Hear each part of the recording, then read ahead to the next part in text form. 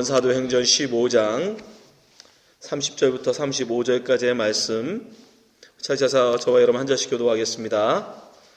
그들이 작별하고 안디옥에 내려가 무리를 모은 후에 편지를 전하니 유다와 실라가 선지자라 여러 말로 형제를 권면하여 굳게 하고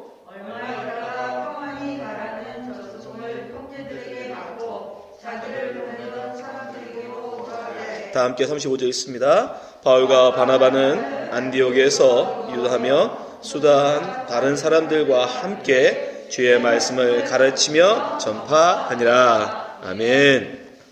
한 번 더 기도하겠습니다. 아버지 하나님 감사합니다. 저희들 하나님 말씀을 들을 수 있는 은혜를 허락해 주심을 감사합니다.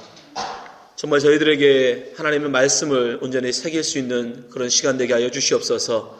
그러니 우리의 귀가 열려지게 하시고 우리의 마음이 열려지게 하시고 우리의 영이 하나님의 말씀을 온전히 담게 하여 주시옵소서. 이 시간에 하나님 아버지 정말 주님께서 함께하여 주시기 원합니다. 정말 주님께서 이 시간 말씀하여 주시기 원합니다. 하나님께서 우리에게 전하시는, 하나님께서 우리에게 말씀하시고자 하는 뜻이 무엇인지 깊이 깨닫는 시간 될 수 있도록 역사하여 주시옵소서. 이 시간에 함께하는 우리 성도님들 기억하여 주시고 한 영혼도 거저가지 아니하도록 하나님 그 영혼을 깨우시고 하나님의 귀한 말씀 담게 하여 주시옵소서. 이 시간 함께 하시고 믿사오며 예수님 이름으로 기도합나이다. 아멘. 네, 감사합니다. 오늘은 사도행전 109번째 시간으로 선지자 실라라는 제목으로 말씀 나누겠습니다. 우리 저희들이 지난 시간에 제1차 예루살렘 공의회 의의에 대해서 함께 알아봤죠. 이 공의회를 통해서 이제 기독교는 공식적으로 유대교와는 구별되어지는 다른 이제 길을 가게 됩니다. 유대교는 모세의 율법을 좇는 종교로 계속 가지만 이제 기독교는 거기서 분리돼서 은혜, 예수 그리스도의 말씀을 믿음으로 받아들임으로 의롭다 인정함을 받는, 믿음으로 구원을 얻는 세상에 그 어떤 종교에도 없는 새로운 길을 가는 이제 종교가 되죠. 두 번째 의미는 이제 바울이 공식적으로 그가 회심하고 17년 만에 교회로부터 공식적으로 인정을 받았다라는 거예요. 주의 사자로서. 거기에 표현에 의하면 그리스도의 이름을 위하여 생명을 아끼지 아니하는 자라고 교회가 공식적으로 보내는 편지에 그렇게 기록을 해줬거든요. 그만큼 교회는 이제 바울을 옛날에 교회를 핍박했던 사울이 아니라 하나님을 위해서 예수 그리스도의 이름을 위하여 복음을 위하여 목숨을 아끼지 아니하고 주님을 위해서 헌신한 그리스도의 사도다라고 인정해 준 거예요. 그렇게 하면서 17년 만에 이제 바울은 기쁘게 이제 안디옥 교회로 돌아오게 됩니다. 자, 그렇게 해서 이제 그 편지를 가지고 이제 바울과 바나바가 안디옥 교회로 돌아오게 되죠. 그때 이제 바울 함께 그 유다와 실라도 따라서 같이 오는데요. 그들이 와서 어떤 일들을 행하고 또 그 일 가운데 하나님의 역사 어떤 뜻이 있는지 우리가 이 시간 함께 알아보려고 합니다.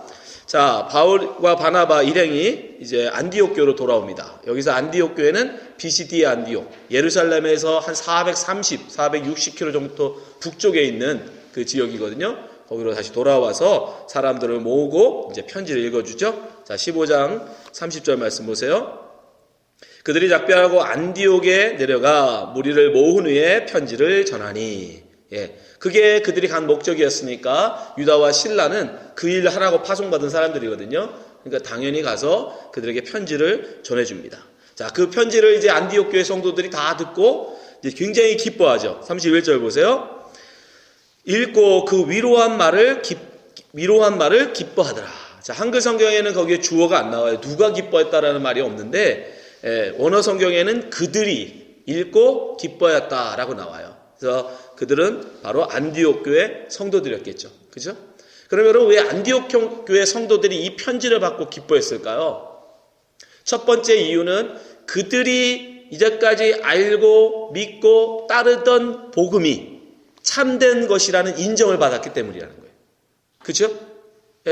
그들이 누구한테 배웠어요? 바울한테 배웠거든요. 바울과 바나바로부터 배웠는데 무엇을 배우느냐? 모세의 율법을 배우지 않았어요.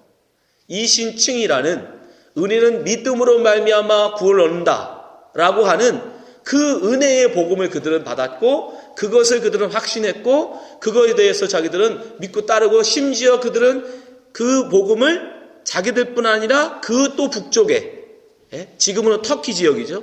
터키 지역에까지 바울과 바나바를 선교사로 파송해서 복음을 전했던 교회란 말이에요.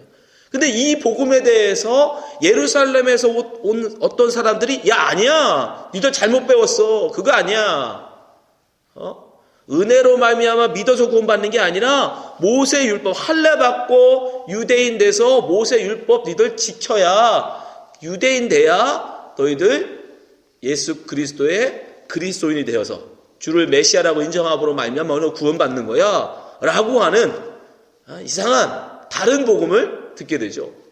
근데 이 사람들을 무시할 수 없었잖아요. 왜요? 예루살렘 교회에서 온 사람들이거든요. 그 당시 예루살렘 교회는 바로 사도들이 있는 교회였고 예수님의 제자들이 있는 교회예요. 그리고 예수님의 친동생이 목회하는 교회예요. 그러니까 그 사람들의 말을 함부로 무시할 수는 없단 말이죠. 그래도 이들은 그건 아닌 것 같은데 그래서 결국 바울과 바나바를 파송했던 거 아닙니까? 뭐 이거 맞는 거냐? 진짜 너희들이 믿는 바가 이거냐? 우리는 이 신칭이 믿음으로 말미암아 구원을 얻는다고 믿고 배웠고 믿고 있는데 이들이 하는 말이 이게 뭐냐? 이게 니들이 뜻이냐? 그랬더니 지금 편지 내용은 뭐죠? 아니다. 그 사람도 우리가 보낸 사람들 아니고 그런 우리도 역시 너희들과 같이 우리도 믿음으로 말미암아 구원을 얻는다는 것을 인정한다. 다만 그 당시에 유행하고 있던 우상에 바쳐진 재물을 먹는다거나 제가 피를 먹는다는 게 단지 그냥 피를 빼지 않은 고기라고 생각했는데 여러분 그게 아니랍니다. 그 당시 문화에는 끔찍한 건데 피를 마시는 문화가 있었대요. 피를 즐겨 마셨대요. 그 당시 사람들은 이방인들 중에 로마 사람들 중에 근데 제가 얼마 전에 그것 때문에 스파르타라는 그 드라마가 있는데 굉장히 고증을 잘했다라고 해서 한번 봤더니 정말 거기에 그 장면에 그 드라마 장면에 피를 마시더라고요.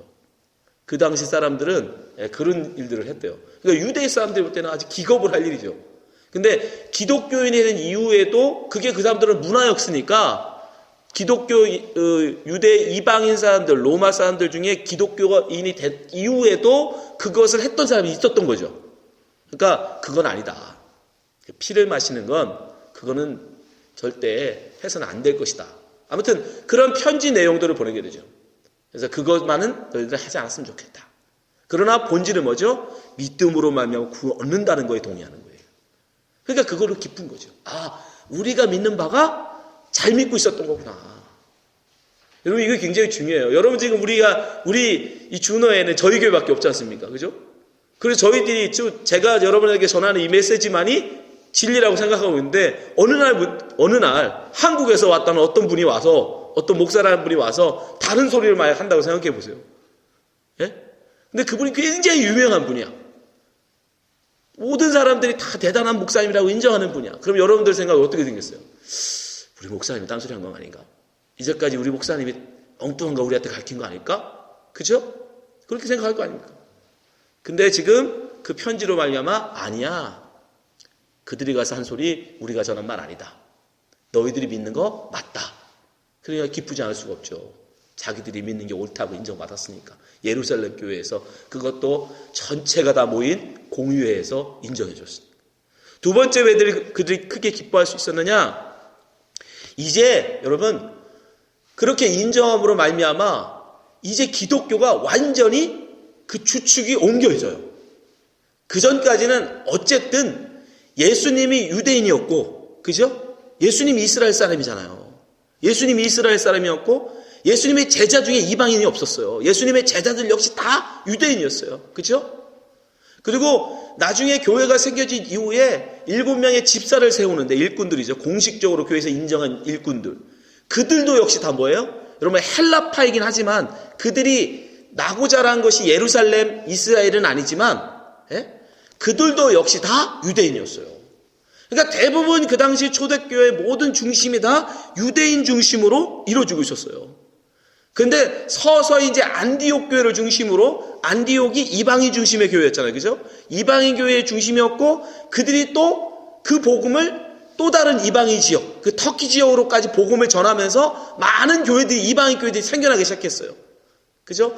그래도 여전히 교회는 그전까지 본인들 스스로도 역시 유대인이 중심이다. 예루살렘. 왜냐하면 거기가 예수님이 사역하셨던 곳이고 예수님이 거기서 죽으시고 승천하시고 부활하신 곳이기 때문에 그 예루살렘에 대한 권위는 누구도 거부할 수 없는 곳이에요. 그렇기 때문에 당연히 예루살렘이 최고의 교회라고 다들 인정하고 있었는데 이제 공식적으로 안디옥으로 편지를 보내서 예루살렘 공회가 야, 니들이 믿는 거 맞는 거야. 니들이 하고 있는 거 잘하는 거야. 공식적으로 인정해 줌으로써 이제 안디옥 교회에 있던 이방인들 입장에서는 이제 기독교가 완전히 유대인만의 교회에서 이방인들까지 다 포용함으로 말미암아 동등하게 다 은혜 안에 우리는 다 하나님께서 차별이 없다라고 해줌으로 말미암아 이제는 이방인들도 유대인들한테 절대 이렇게 꿀리는 동등한 입장이 돼버려요. 근데 문제는 교회가 점점 유대인보다 이방인들이 뭐예요? 많아지기 시작했다는 거예요. 점점점 많아지죠. 그죠? 여러분 우리가 계속 배우겠지만 바울이 1차 전도를 통해서 터키 지역을 복음화시켰어요. 그죠? 근데 2차 때는 어디까지 가요? 그리스까지 넘어가요. 그리스까지 넘어가면서 이제 점점 유대인 교회는 제한적일 수밖에 없어요. 유대인들이야 뭐 뻔하잖아요. 수가 얼마 안 되니까. 근데 이 교회가 점점 이방인들의 교회들이 점점점 많아지기 시작하는 거예요. 그러니 당연히 이제 교회가 전에는 그래도 뭔가 예수님이 함께 하셨고 또 제자들이 있는 곳이고 예수님의 친동생도 지금 살아있고 그 어머니도 있고 그런 것들 때문에 예루살렘을 최고로 쳤을 수밖에 없었는데 이제는 서서히 그 중심이 이제 유대인에서 이방인으로 옮기기 시작해요. 그럼 이방인 교회 중에 최고의 교회는 어디예요? 당연히 안디옥 교회. 안디옥 교회가 이방인들 교회는 제일 머리와 같은 교회예요. 왜? 거기서부터 시작됐거든요. 거기서 이방인들에 대한 복음들이 전파되기 시작했고 거기 중심이었어요. 무슨 뜻이냐? 이제 예루살렘 교회에서 기독교 교회의 중심이 안디옥으로 옮겨가기 시작하는 거예요. 그래서 이 안디옥이 그쪽 지역을 대표하고 있다는 거 어떻게 하느냐? 안디옥 교회에 편지하는데 이 편지에 여러분 안디옥 교회만 보낸 게 아니에요. 그 인근 지역에 있는 다른 교회들까지 포함해서 이 편지를 보내요. 뭐 보세요. 23절. 같이 읽어봅시다. 시작. 그 편에 편지를 붙여 이르되 사도와 장로된 형제들은 안디옥과 수리아와 길리기아에 있는 이방인 형제들에게 문안하노라. 여기서 나오고 있는 안디옥, 수리아. 이 수리아의 지역의 대표교회가 안디옥이었고요. 길리기아가 어디냐면 바로 1차 선교 여행을 해서 세웠던 교회들이에요. 그러니까 이 전체 교회의 지금 대표가 누구냐면 안디옥 교회예요. 그러니까 이제 예루살렘, 유대인으로 중심으로 했던 교회가 다수일 때는 예루살렘 교회가 머리였다면 이제는 그 머리 역할이 이제 안디옥으로 서서히 옮겨가기 시작하는 거예요. 이 안디옥 교회 입장에서는 이제 자기들이 마음 놓고 마음껏 이방인들에게 복음을 전할 수 있게 되는 거예요.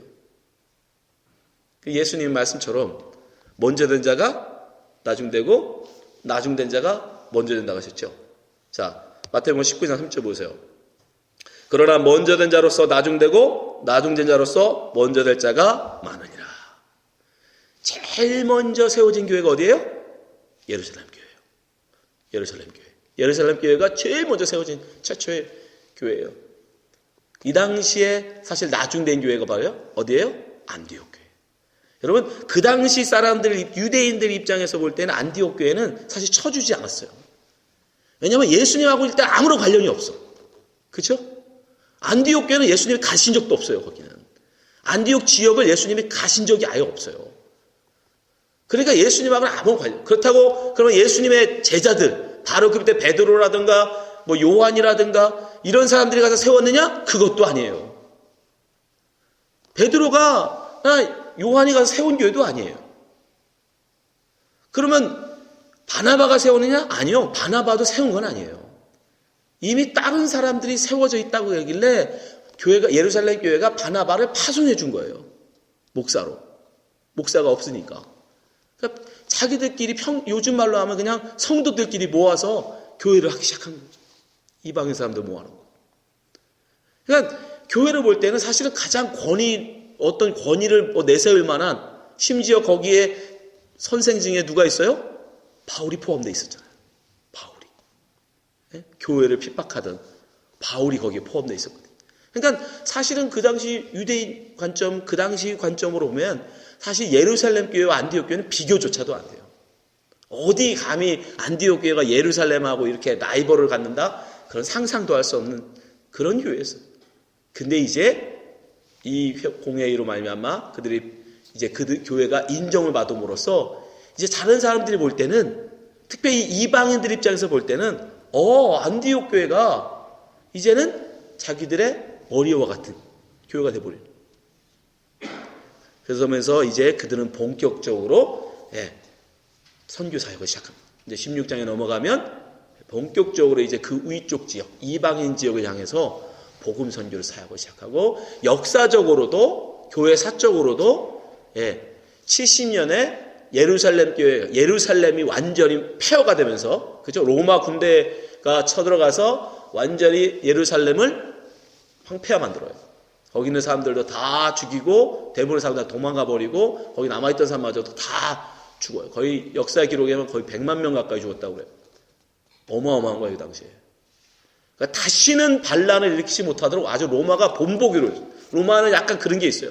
되게 관대하지만 항복을 하고 그들의 납세, 세금을 잘 내고 황제의 말을 거역 안 하면 그들이 믿는 종교도 인정해주고 잘 대우해줍니다. 그러나 만약에 반역을 한다, 그러면 다른 민족들한테 본보기를 보이기 위해서 완전히 짓밟아버려요. 그게 로마의 정책이었어요. 근데 딱 그게 걸린 거예요. 예루살렘이. 그들이 독립을 하겠다고 반란을 일으키니까 완전히 티투스로 보내서, 황제의 아들이었거든요. 와서 완전히 그냥 무자비하게 진짜 돌 위에 돌 하나 안 남기고 완전히 폐허를 만들어버려요. 사람이 못 살도록. 그러면서 역사적으로 이제 예루살렘 교회는 아예 없어져 버리는 거죠. 그러면서 당연히 중심이 안디옥 교회로 넘어가요. 이제 안디옥이 기독교 교회의 중심이 됩니다. 물론 나중에 이게 에베소 교회로 넘어가죠. 에베소 교회로. 왜냐하면 사도 요한이 에베소 교회 사역을 했거든요. 그러면 나중에는 이제 로마로 넘어가게 됩니다. 로마에서 이 황제가 기독교를 인정해 주잖아요. 그러면서 자연스럽게 로마로. 여튼 역사적으로 그렇게 돼요. 어쨌든 그 시작이 어디냐? 바로 이거예요. 여기서부터 이제 예루살렘의 중심이었던 기독교가 이제 안디옥으로 섰어요. 유대인 중심의 교회에서 이제는 이방인 중심의 교회로 옮겨가기 시작하는. 그래서 그들은 너무 기쁠 수밖에 없습니다. 자, 이 복음을, 이러한 기쁨을 전하는 이야기를 나눈 사람이 누구냐면 바로 유다와 실라가 와서 그들에게 그 편지를 전해줬다고 하는데, 이 유다와 실라는 누구였을까? 자, 여러분들 한번 보면 누가, 이 사도행전을 기록한 그 누가는 이 유다와 실라를 선지자였다라고 표현을 해줘요. 32절 보세요. 유다와 실라도 선지자라 여러 말로 형제를 권하여 굳게 하고. 자, 편지를 읽어줬을 뿐 아니라 그 사람들은 바로 돌아가는 게 아니고 계속 거기 머무르면서 그들의 여러 말로 형제를 권면했대요. 근데 이 권면했다라는 것과 선지자는 서로 연관이 관계가 있는데, 이 선지자라는 표현, 그 당시 이 선지자는요, 요즘 우리말로 하면 예언자라는 뜻도 있는 거예요. 예언자. 그 당시 선지자, 예언자 같은 말이에요. 근데 이게 뭐냐면 그 당시에는 하나의 직분이었어요. 직분. 그러니까 목사, 우리가 지금 집사 이런 직분이 있잖아요.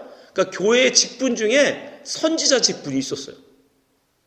자, 고린도전서 12장 28절에 바울이 그 당시의 직분들, 교회 직분들에 대해서 써주는데 한번 보세요.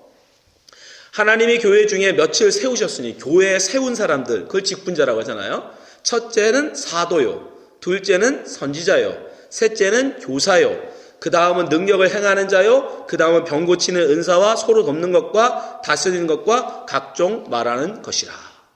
그러니까 그 당시에는 사도라는 직분이 있었고, 그 다음에 선지자라는 직분이 있었어요.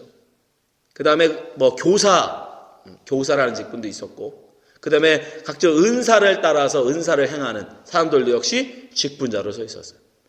여기서 바로 사도라는 직분을 요즘 어떤 한국의 개신교 교회들 중에서, 그래서 여기 사도라는 직분이 있으니까 지금도 사도의 직분을 세울 수 있다라고 주장하는 사람들이 있습니다. 그러나 그건 잘못된 해석이에요. 사도는 오직 예수 그리스도의 제자들만을 할 수 있는 거예요. 사도. 그래서 사도가 예수 그리스도가 세우신 12명의 제자들, 그 제자들을 나중에는 예수님이 부활 승천하시고 후에 보면 성경은 제자라고 부르지 않아요. 그분들을 사도라고 부릅니다. 사도는 보내심을 받았다라는 뜻이에요. 제자는 스승에게 배우는 사람들이라는 뜻이잖아요. 그죠? 그러나 사도는 보내심을 받은 사람들이라는 뜻이에요. 그래서 사도라는 직분은 이분들에게만 한정되어 있고, 그래서 그분들의 바로 그들 제자들까지도 역사적으로는 속사도라고 해서 사도로 인정해 주지만, 그러나 공식적으로는 예수님의 제자들만 사도로 부름받습니다. 근데 이 사도성이 어떻게 되느냐? 문제는 이 사도들이 계속 살 수는 없잖아요. 죽잖아요. 그래서 그 사도들의 제자들을 뭐라고 불렀냐면, 그 당시 속사도라고도 불렀고, 어디에서는 감독이라고 불렀고, 어디서는 장로라고 불렀고, 몇몇 일부에서는 목사라고 불렀어요. 그러니까 그 사람들에 대한 호칭이 다 달라요. 그래서 사도의 권위는 뭐냐면 하나님의 말씀을 그들에게 전하는 자예요.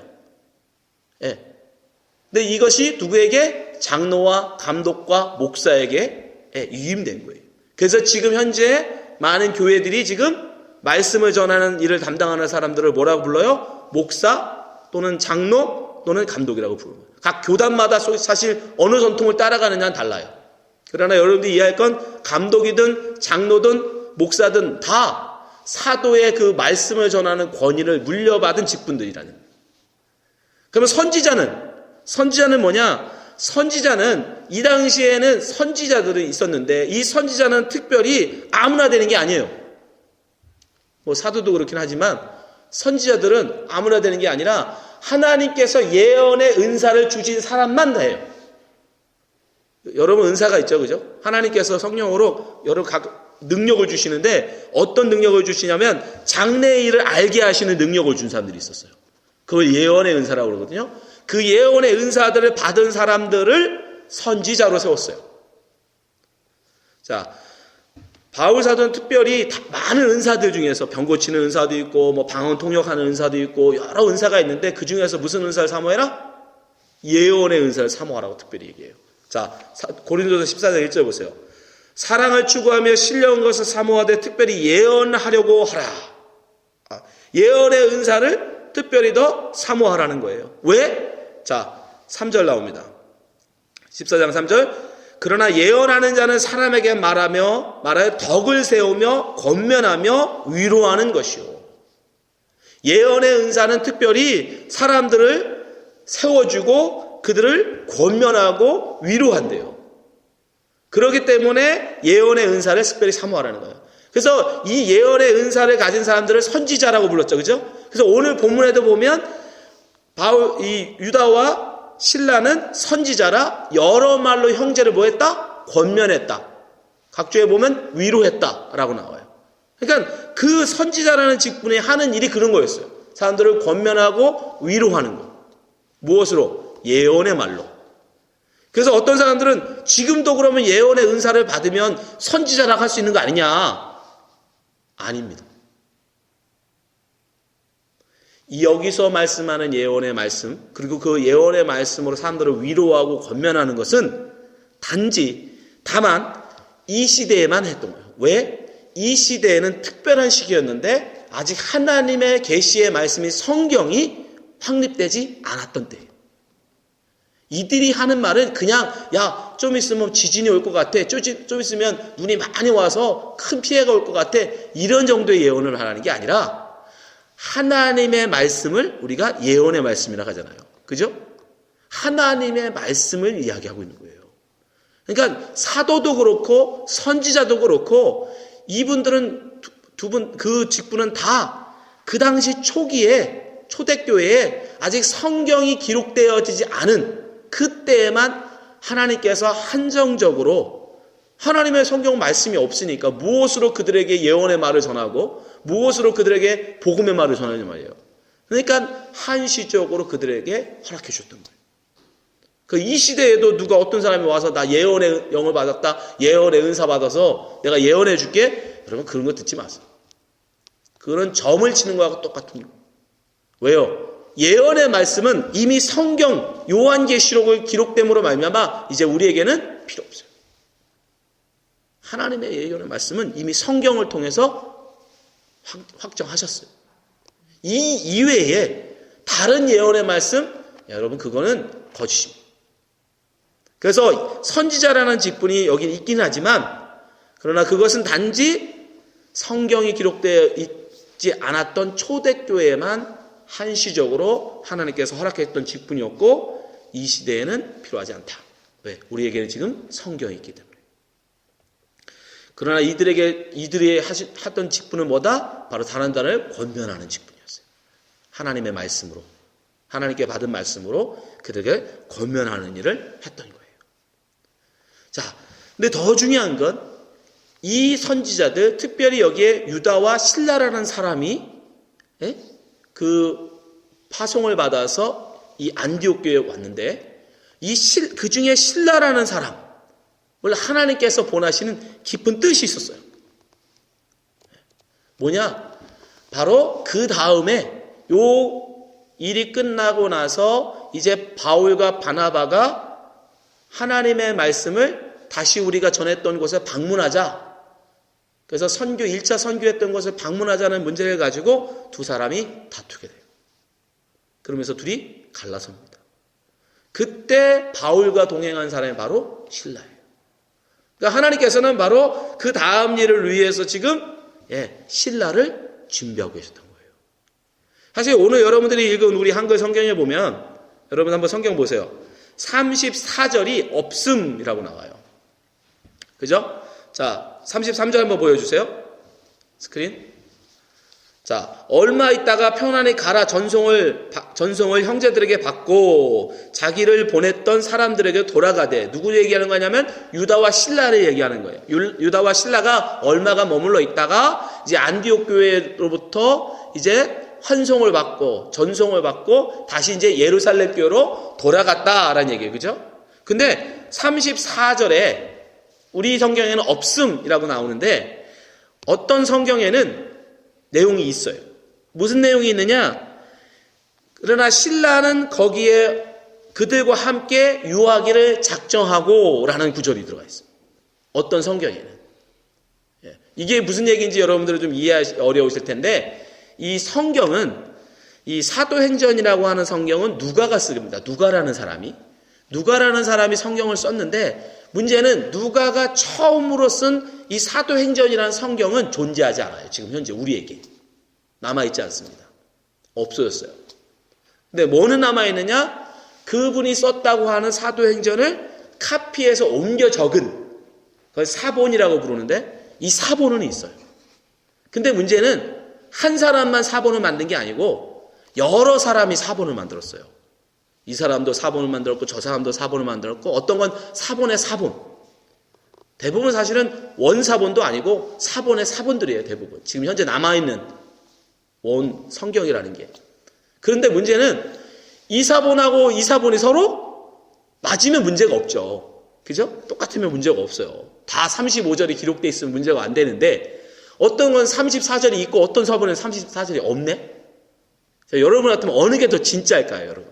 어떤 사본에는 34절이 있고 어떤 사본에는 34절이 없어요. 지금처럼 우리처럼 없음.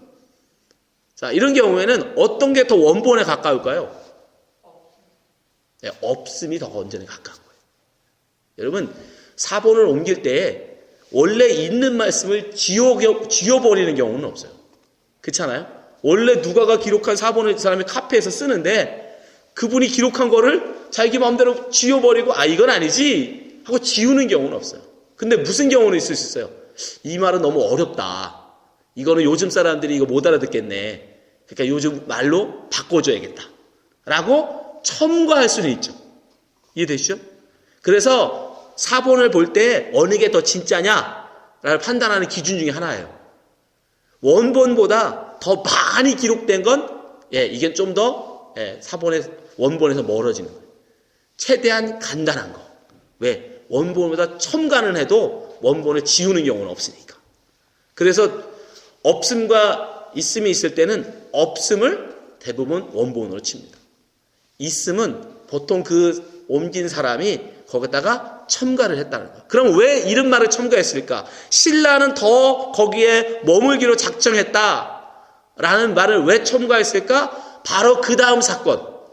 제가 말씀드린 대로 바울과 바나바가 서로 싸우고 헤어지면서 이제 바울과 신라가 함께 가게 되는데, 그러려면 이 사람 입장에서는 신라가 거기 있다고 해야지, 가버렸다고 그러면 뭐 어떻게 같이 갔지? 라고 의심할까봐 기록한 거 아닌가, 이렇게 추측을 합니다.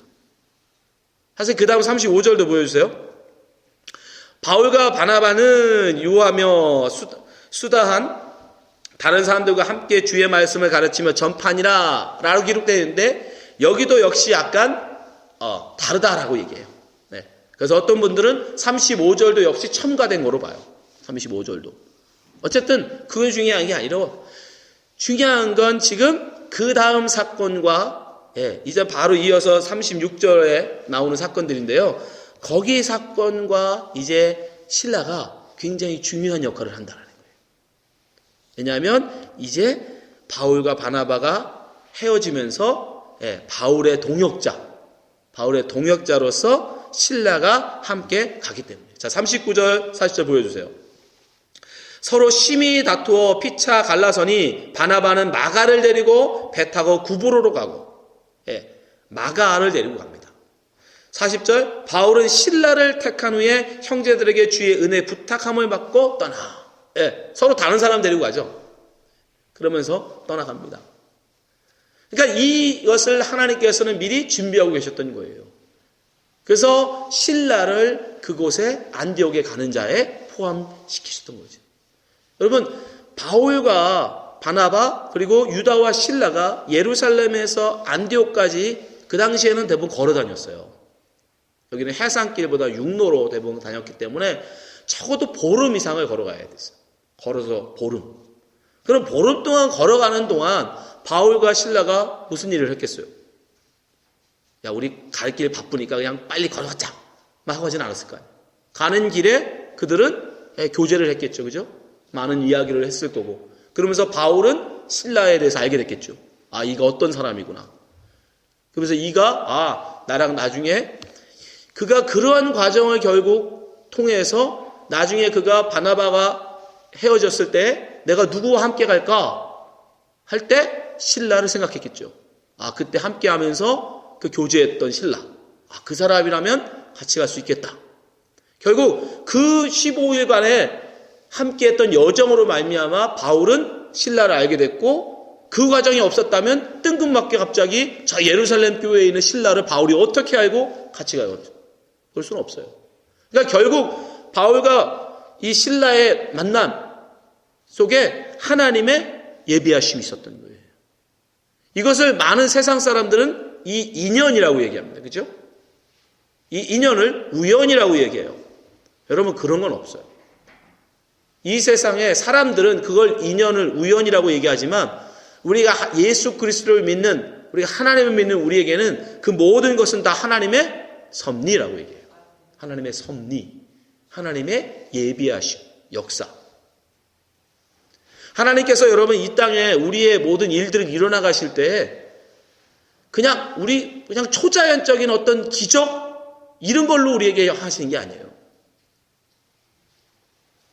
제가 여러분하고 간증을 함께 나누면, 저 역시 제가 이 준호의 교회를 개척하게 될 거라고 생각해 본 적이 없어요.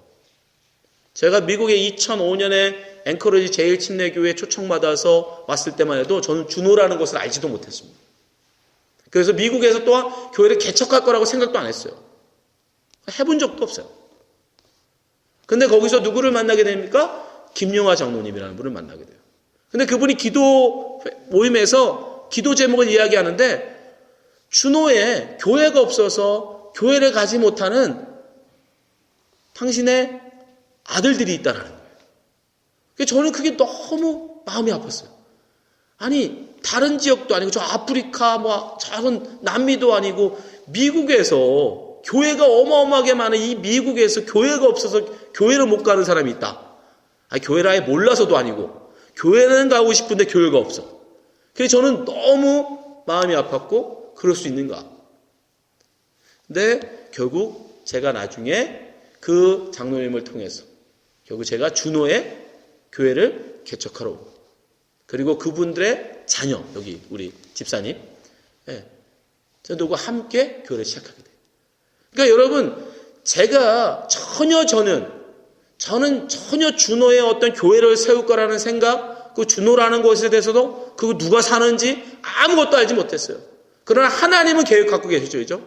하나님은 저를 미국에 부르시고 이미 준호의 교회를 세우시려는 하나님의 계획과 작전 가운데서 저를 미국으로 부르셨고, 그것도 그 교회에서 누구를 만나게 해요? 김용화 장로님이라는 분을 만나게 하시고, 또 그 자녀들을 여기에 살게 하시고, 그래서 결국 저를 이곳에 보내시고, 그래서 그 아들들과 함께 교회를 세우게 하셨다.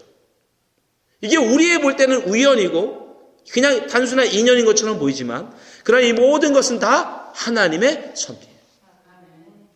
여러분들이 지금 여기 와 있는 것도 생각해 보세요. 그죠? 정기 형제는 마찬가지고, 정기 형제라는 남편을 또 만나서 여기 와 있는, 알아서 하면서 생각해 보세요. 정기 형제 만날 때만 해도 여러분, 그죠? 알아서 생각해 봤어요? 나 이 남편 만나면 나중에 미국 갈 거다. 그죠? 다 그런 거예요. 안수정 성도님도 마찬가지일 거예요. 우리가, 여러분, 하나님의 섭리는 마찬가지예요.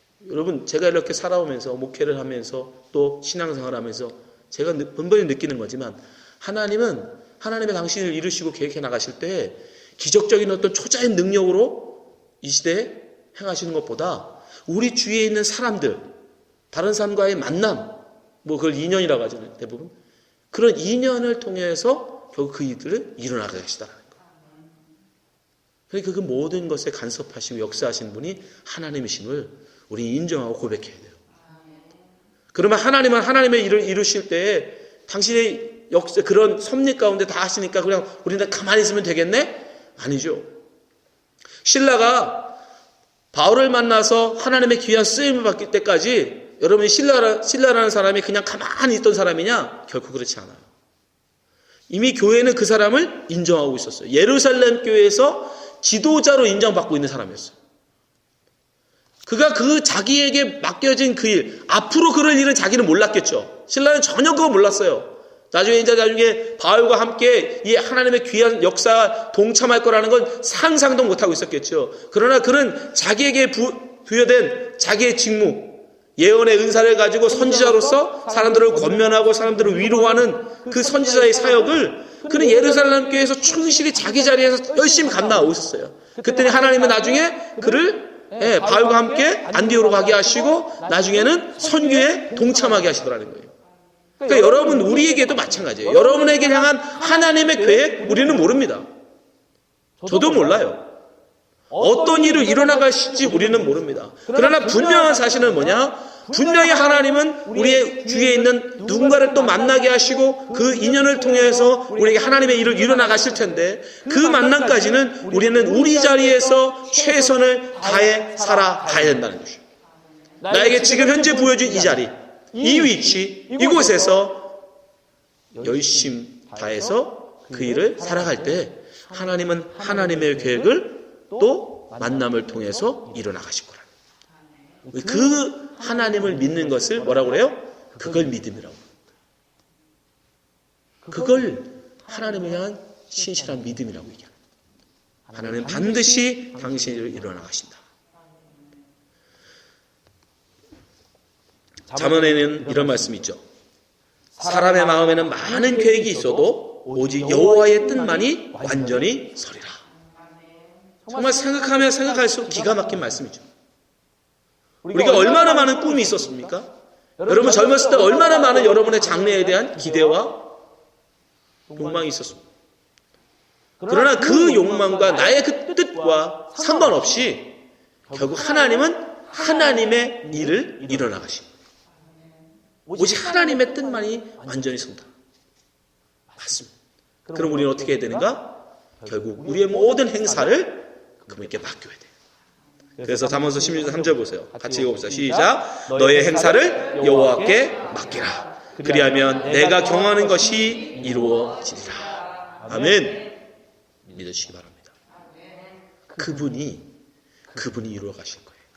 우리는 우리에게 맡겨진 현재의 자리, 그 일에서 최선을 다해 살아가는 거예요. 그러면 하나님은 우리가 상상도 못한 만남을 통해서, 인연을 통해서 당신의 계획을 이루어가세요.